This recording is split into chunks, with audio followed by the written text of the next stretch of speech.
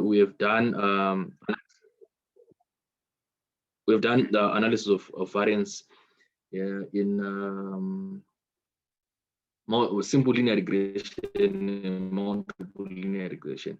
And what differs with this one is an extension of the t-test. I'm sure for those guys who are doing statistical inference, you would have done a t-test, right? So this is an extension of a t-test where you're comparing more than two categorical variables. So if you're looking in the introduction, we have dealt with hypothesis testing under a number of different conditions. For example, the chi-square test for significance of the regression parameters, test concerning population means or proportions. All this hypothesis testing, I think you started doing it when you were doing applied statistics to one. So I'm sure you're familiar with the hypothesis testing. So you need to be able to state the null hypothesis, the alternate hypothesis, which is the hypothesis step. Then you need to know the level of significance for which you are considering. The standard one is 5% level of significance, which is alpha is equals to 0.05, right? Which is the one that is usually used. So we saw that the relationship between paired variables may be analyzed using what? Regression analysis. Regression analysis, you realize that we're using it for two continuous variables or three continuous variables, but it can be extended further on as you build on. So this chapter introduces yet another method of testing hypotheses about the population by using a set of sample data. So use the sample data to make an inference to the whole population, right? So that's what you call it, the inferencing. You should be able to infer the sample data to the population. So analysis of variance deals specifically with testing concerning two or more population means. So I think I introduced to you that the t-test, it just tests the comparison of two population means.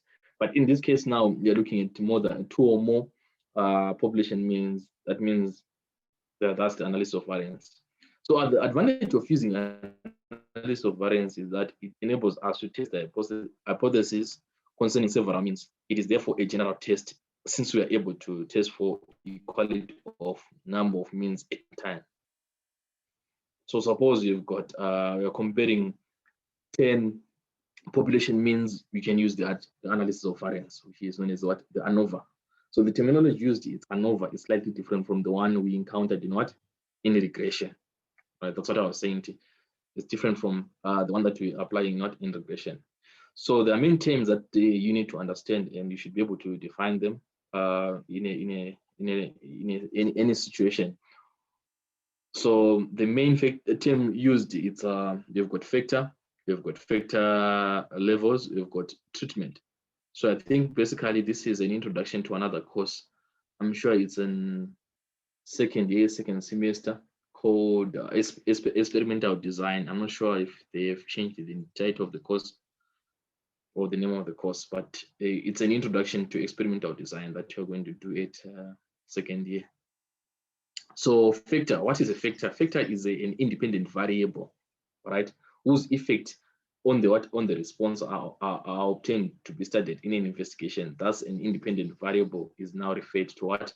To as a factor. So in this case, the independent variable is now referred to what? As a factor, which was an effect to the response. When you're saying the response, that's the dependent variable, all right? For example, suppose you've got maize plants, right? You've applied compound D, you've applied ammonium nitrate, you've applied another fertilizer, right? So you want to compare probably the mean yield, right, of different plants, of different yields from different placement of fertilizers. So we have got what to call plot A, plot B, plot C.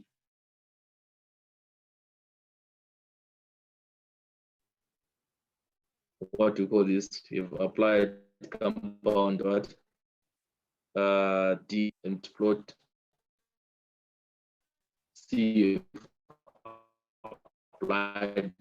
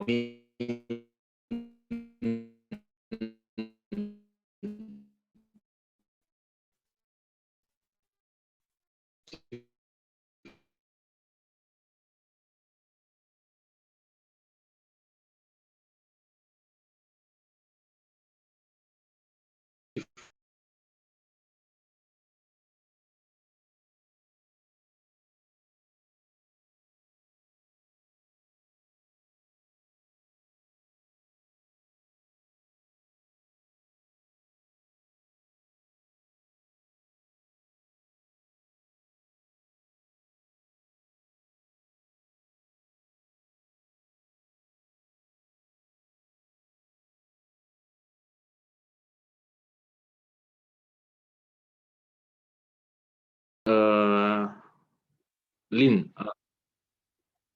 Oh, thanks. So I think I had stopped when I was explaining effector, right? So I was saying effector is an independent variable, right? Usually it's categorical, right? Whose effect on the response are to be obtained or are studied to be investigated. So I had given an example and said, suppose we are measuring the yield of a maize plant, and then we have got factors that affect a maize plant or the yield of maize plant. We've got the fertilizer. The fertilizer may be categorical in the sense that we've got compound D and ammonium nitrate and another fertilizer that we can apply to the maize plant. So we'd want to assess whether the yield of those or of the plants with which have been applied with different treatments, do they have any variation at the mean difference of those yields from different plants exposed to different treatment? So that's what we call a factor. So usually factor, those are independent variables, and usually they are categorical. Then we have got what is called the factor level. This is a particular value or level of that factor. So the independent variable Bx, right, where X represents say seed type, right? Suppose that we have got 3 different categories of seed, such as Pana, Seedco, and Pioneer. So in this case, probably if you want to relate with the definition that I've applied on top, so the factor there is seed type, right? And then the factor levels here we are saying it's Pana, Seedco, and Pioneer. Or in the example of that fertilizer, right? The fertilizer is the factor, right? And then the levels that we've got a compound D and ammonium nitrate and the initiated level. So where only one factor is of concern, some are multiple factor studies where more than one factor is of concern. So suppose you are studying more than one factors, I think that's when you're now going to be doing experimental design. So for this course, right, would be limited only to what? To one factor. So treatment in a single factor study, a treatment corresponds to a factor level, and in multiple factor studies, a treatment corresponds to what combination of factors. So it's unfortunate at this level we limit you to only one factor level, not in multiple factors. So in one factor level, then we focus what is called one analysis of what? Of variance. So it's based that we have got only one factor that we're analyzing. So analysis of variance was developed to analyze randomized experiments where the treatment are assigned at random. Suppose we have got A treatments or different levels of single factor that we wish to compare. The observed response from each of the A treatments is a random variable. So in this case, look at this table that it has got treatments, right? And treatment 1 up to treatment what? A, right? And then we've got the observations. So if N1, N2, N3, and up to NA, you can call a balanced model design. Otherwise, it's an unbalanced design. So suppose in each treatment you've got the same observation, right? We call that a what? A balanced design. But the situation where we have got one of the treatments having different observation from other treatments, then we've got a what? An unbalanced design.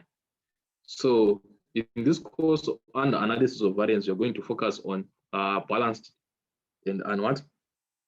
And unbalanced design models. So you need to know both. So the observation are described by a linear statistical model. So we've got a model that describes such experiment like analysis of variance. So we say Yij, which is your response or your dependent variable, is equals to mu, right, which is overall mean, and then plus tau I, which tau I, that's a Greek letter referring to a treatment effect, right? So and then we've got the random error term, which is Eij. So Yij is the ith and ith treatment and jth observational variable, right? So you need to know how you define those parameters. So the other thing that underlines that model is the assumptions that we need to know, that the error terms are assumed to be normally distributed and identically distributed random with the mean 0 and variance sigma squared. So these are very fundamental assumptions that you need to know when you're applying that particular model. So the variance sigma squared is assumed constant for all levels of factors. So when you're saying which means there are two assumptions that have been stated there. There's an assumption of normality, there is an assumption of homogeneity. So when you're saying assumption of normality, we're saying the error terms are assumed to be what?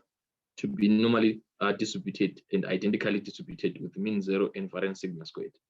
And the variance sigma is assumed to be constant for all level factors. Also, the constraint of the summation of what? Of Ti is equal to 0 is imposed for OTI to enable estimation. So the model above is called 1A analysis of variance because only one factor is being what?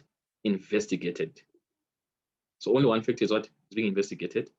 So you need to know the assumptions that I've mentioned above.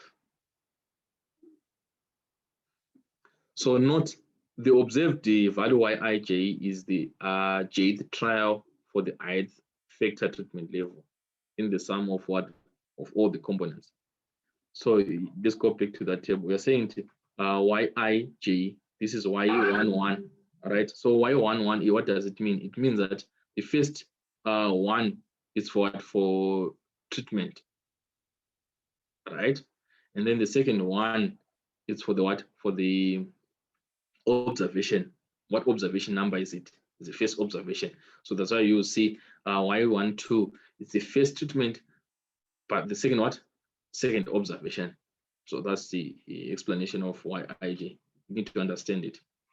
And then a constant term mu I. This is mu I. Remember, it's representing what? Treatment. So these are mean for what? For each treatment. So that I is for what? For treatment, and J is for observation. A random error term Eij, right? So the expectation of what? Of Yij, we are expecting to be out to mu I, since the expectation of the what? Of the Aij is equal to what? To 0. So it's just if you're going to distribute the expectation here on this model, right? Because what they've done, they've said, okay, let mu I, how do you get mu I for each treatment? Right? For each treatment, you're going to say the overall mean plus what? The treatment for what? For each treatment for each tau I for each treatment, right? So if they replaced mu I in place of what? Of mu plus tau I from the initial model that we had, this one. Right. So when you distribute the expectation on this model, right, you're going to get the expectation of what? Of mu I That's mu I, which is a what? Which is a constant, right? But the expectation of the error terms Eij, it's 0 from the assumption that we have made here. But the error terms are normally distributed mean 0. So the mean is what? It's 0. Thus, all observations for jth factor level have the same what? Expectation. So since mu I is a constant, it follows that var of Yij is equals to what? Sigma squared, right? Remember, if you're going to place a var of this, or variance of this, right?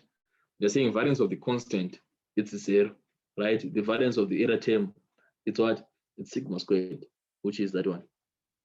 Then Yij, it's normally distributed since the error term is what? It's normally distributed. So the task is now to estimate the parameters in the Anova model. From the data, we calculate the mean for each levels as follows, right? So you would have to sum Yij dot. So there are certain notations that you need to know as we do this chapter. There's Yij dot, which is the sum of all j for each I. So you're summing all the observations in each treatment. That's by that putting that dot, you're fixing the observation, and you're letting the variation in terms of to say, let's fix the observation, and then we sum for each treatment. Then we would get y bar I dot, that's the mean for each treatment, right? Then y dot dot, that's the overall what? Overall mean, or what you call the grand mean. So for example, let's go to that table that I'd given you, this one. So the yi dot, it's the summation of this column, the first column, right? So suppose you're looking at y1 dot, right? You sum the first treatment, y2 dot, you sum the second treatment. When you're looking for ya dot, you're summing the last treatment. Then the mean for each treatment, you would have to divide the sum over the number of observations in that particular treatment, divide the sum over the number of of observations in that treatment. So this is the interpretation of these parameters. And now y dot dot, this is the grand average or grand mean of all the of the mean. So that means you need to get the total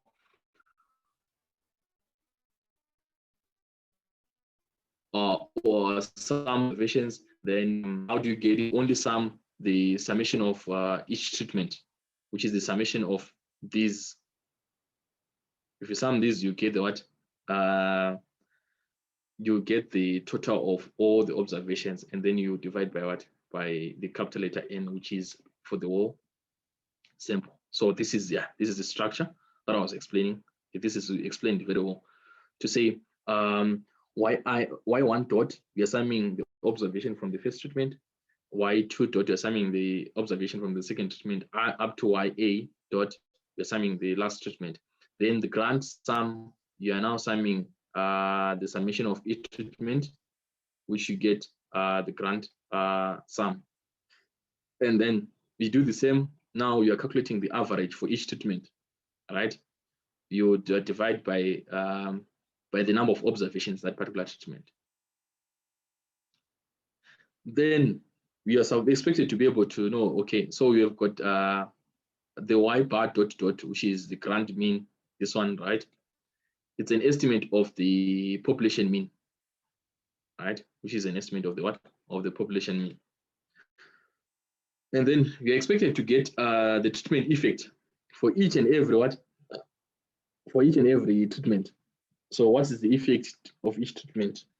So it's represented by tau I hat, which is an estimate. So tau I hat is equals to yi dot minus y bar dot dot. So I think we are left with 10 minutes. We'll rejoin after those 10 minutes.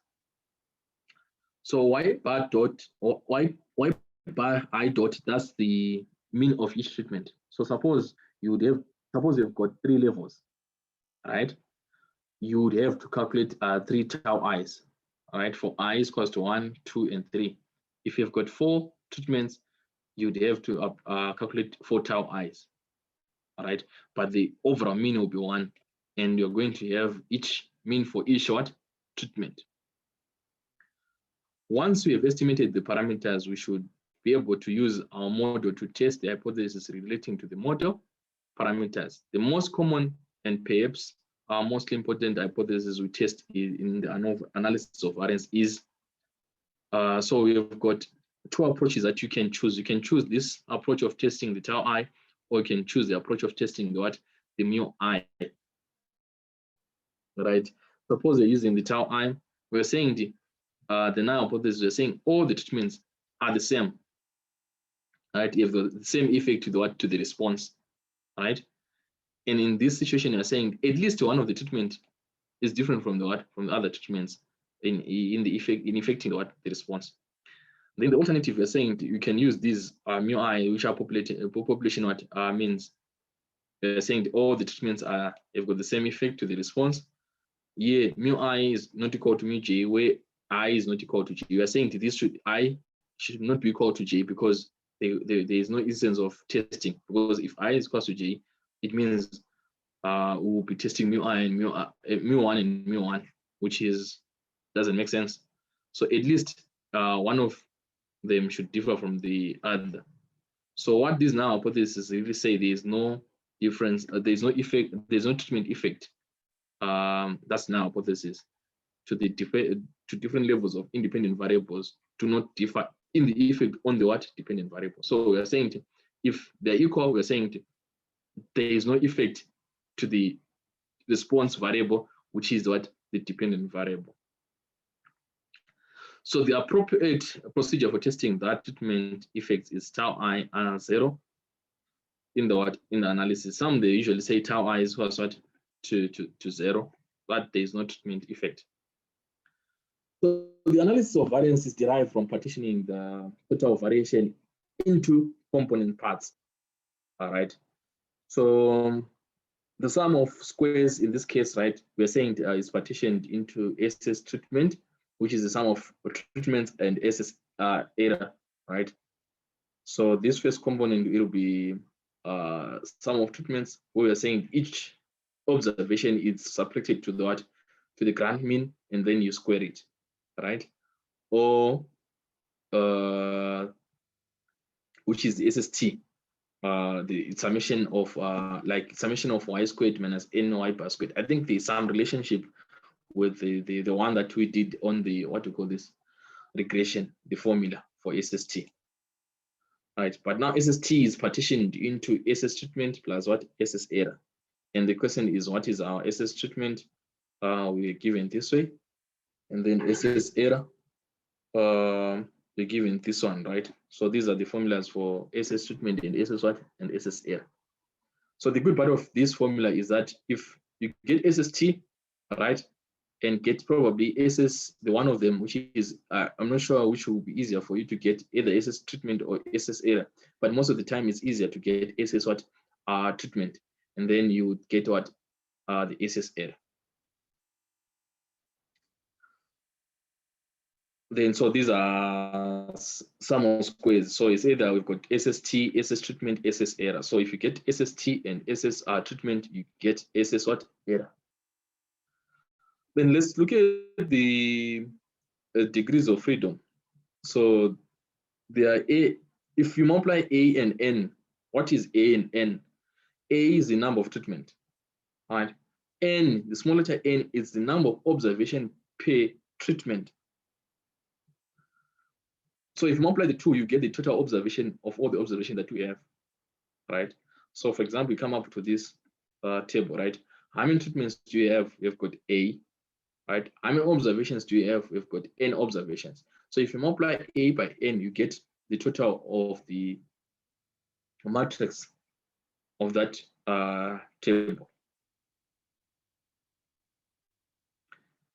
There are A levels of factors, which are A treatments, right? So the treatment, so SS treatments is A minus what? 1. That's the degrees of freedom for what? For treatments. It is A minus what? A minus 1. Then we've got degrees of freedom for the error, right? Which is should be n minus what? N minus a, where n is the total number of observation minus a, the number of treatments. So again, the same procedure, would have to calculate the MS treatment and MS error. So MS treatment, it's SS treatment divided by the S degrees of freedom, which is a minus 1. MSE, which is SSE over the respective number of degrees of freedom. Then we have got the rejection. It follows an F distribution, the test statistic. So you need to know that the F statistic follows what? An F distribution with a minus 1, n minus 8 degrees of what? Of freedom. So testing at the alpha level of significance would reject H naught if F is greater than F alpha.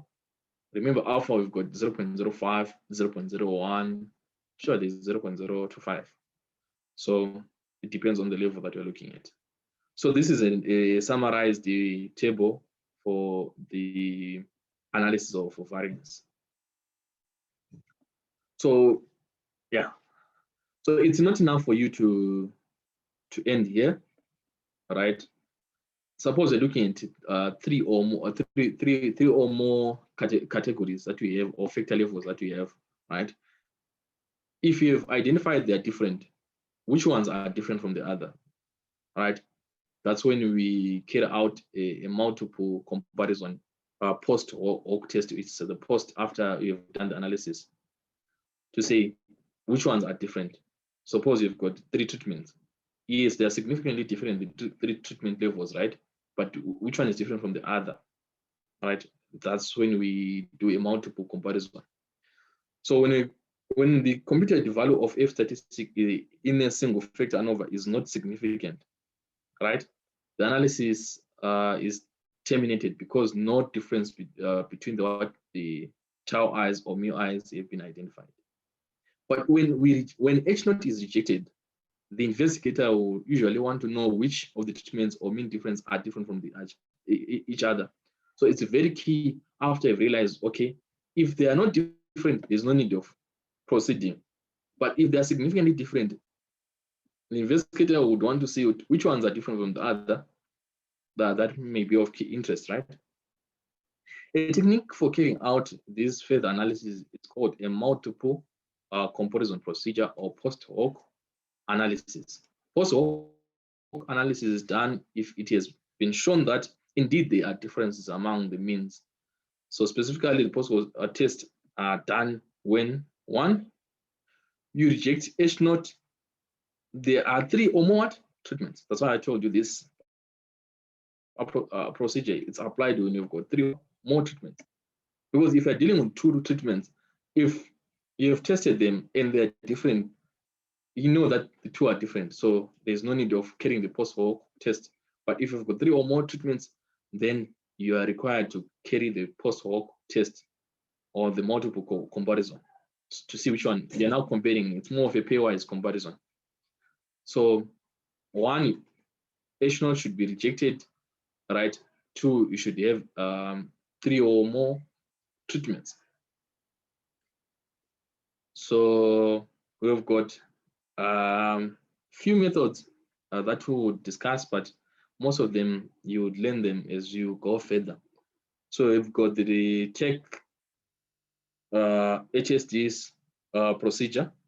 This test can only be used when the groups are of the same, are all of the same. What to call it? It should be the same level. Yeah, I think.